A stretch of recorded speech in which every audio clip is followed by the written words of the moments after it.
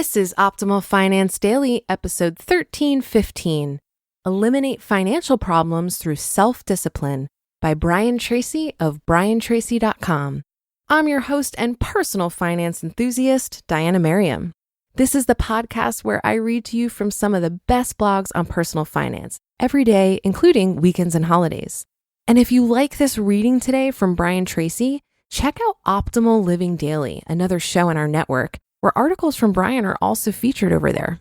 Just search for Optimal Living Daily in the podcast app of your choice and hit subscribe to hear a lot more. But for now, let's get right to it and continue optimizing your life. Eliminate Financial Problems Through Self-Discipline by BrianTracy of BrianTracy.com. The primary reason for financial problems in life is lack of self-discipline, self-mastery, and self-control. It is the inability to delay gratification in the short term. It is the tendency for people to spend everything they earn and a little more besides, usually supplemented by loans and credit card debt. Today, the savings rate in America is too low to achieve financial independence. After a lifetime of work, the average American family has a net worth of only about $8,000. People continue to spend and borrow as if there's no tomorrow. The good news is that we're living in the most affluent time in all of human history. There are more opportunities to achieve wealth and prosperity today for more people in more different ways than have ever existed in the history of man. It has never been more possible for you to achieve financial independence than right now. But you must make a resolution to do it and then follow through on your resolution. The reasons for financial problems. The primary reason that most adults have financial problems is not because of low earnings.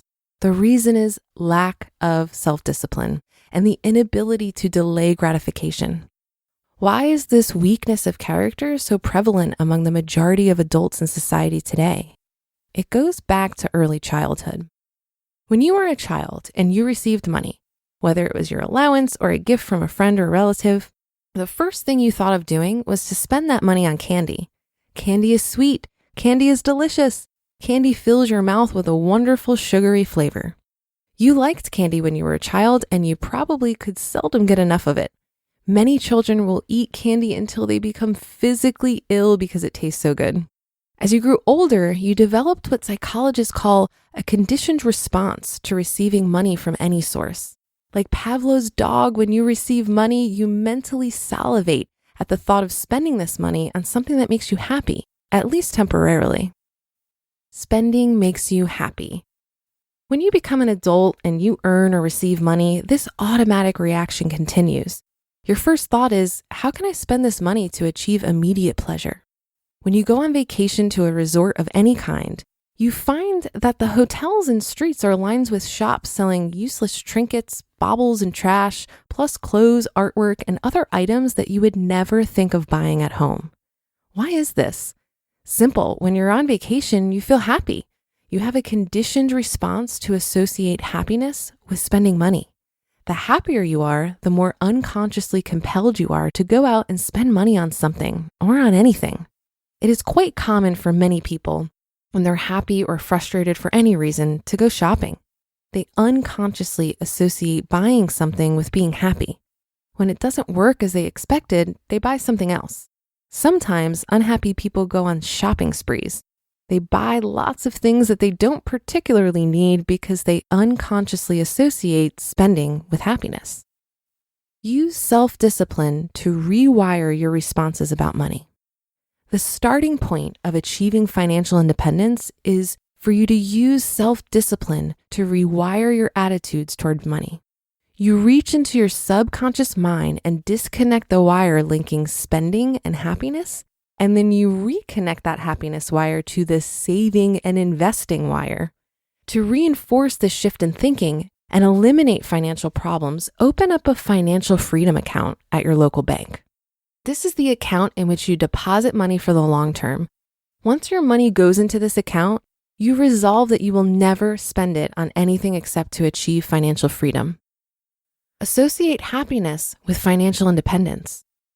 When you begin saving in this way, something miraculous happens within you. You start to feel happy about the idea of having money in the bank. Even if you only open your account with $10, this action gives you a feeling of greater self-control and personal power. You feel happier about yourself. Because the money in your account is emotionalized by your own thoughts and feelings, it sets up a force field of energy that begins to attract more money into it. If you save $10 a month for a year, you will be astonished to find that with the extra bits of money that you've put into that account, you will probably have more than $200, rather than just $120. If you save $100 per month, you'll probably have more than $2,000. The more money you have in your bank account, the more energy it generates and the more money is attracted into your life. You've heard it said that it takes money to make money. This is true. As you begin to save and accumulate money, the universe begins to direct more and more money towards you to save and accumulate. Everyone who has ever practiced this principle of regular saving is absolutely astonished at how quickly their financial problems change for the better. The rule for financial independence, once you have rewired your attitude towards money, is to pay yourself first. Most people save whatever is left over after their monthly expenses, if there is anything left over. The key, however, is to pay yourself first, off the top of every amount of money you receive. You just listened to Eliminate Financial Problems Through Self-Discipline by BrianTracy of BrianTracy.com. The thing that stood out to me about this article is the need for a mindset shift when it comes to money. Once I truly understood that my money could buy stuff, or it could buy freedom and options, saving became much easier for me. I've become much more interested in watching my investment accounts grow rather than buying a fancy new car, for example, because I've seen firsthand the non-material things financial security can buy. Also, the reality is your money is always going to be able to work harder than you possibly can. Shout out to compound interest. I think Brian is right that it can be a bit of work that requires self-discipline in the beginning, especially if you're digging out of debt or just starting your career. But once saving is an automated habit, it takes much less effort. And that should do it for today. Have a happy rest of your day, and I'll see you on the Friday show tomorrow, where your optimal life awaits.